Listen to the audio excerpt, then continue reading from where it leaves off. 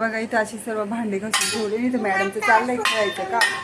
आता मी इकडून दिवाळी जवळ आणि म्हटलं घरात कामाला सुरुवात करावी तर बघा सकाळची धावपळ कॉट वगैरे आवरून झाला. त्यानंतर इतकी भांडी घासून ठेवली. म्हटलं तेवढं डोक्यावरचं थोडंसं ओझं खाली तरी उतरेल. तर असं करता करता इथे चालू काम काढलं आणि इथे मध्ये मध्ये लुडबुड करणारे मध्ये आले नाही तर काम कसं होणार. ज्या घरामध्ये लहान मुलं असताना तिथं काम एकीकडे होतं आणि दुसरीकडे वाढतं असं झालं नाही. असं आजपर्यंत मला वाटलंच नाही. तर चला चालायचंच मग काय तर.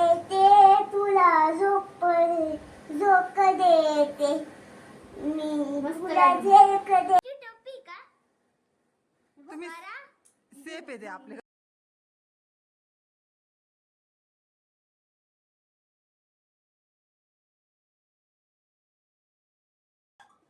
शेपची टोपी घालून आली असं वाटतंय ना.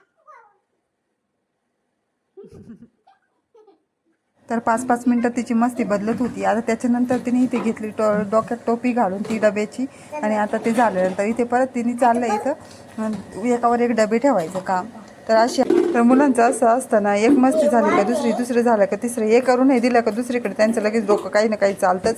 आणि त्या डोक्याला चालना तरी कोण देतं ते आपल्याला कळत नाही. आपलं डोकं इतकं चालत नाही इतकं पोरांचं डोकं चालतं. आता हे बघा इथं चालू आहे एकावर एक डबे ठेवायचं काम मस्त प्रकारे. तिला कोणी सांगत नाही परंतु तिच्या मनाने ती कोणते खेळ खेळते नाही आपल्याला सुद्धा बघून विशेष वाटतं.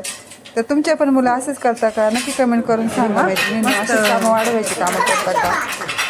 चला भेटू असेच व्हिडिओसोबत. Bye bye. तर आमच्या ह्याची टुकलीसाठी नक्की लाईक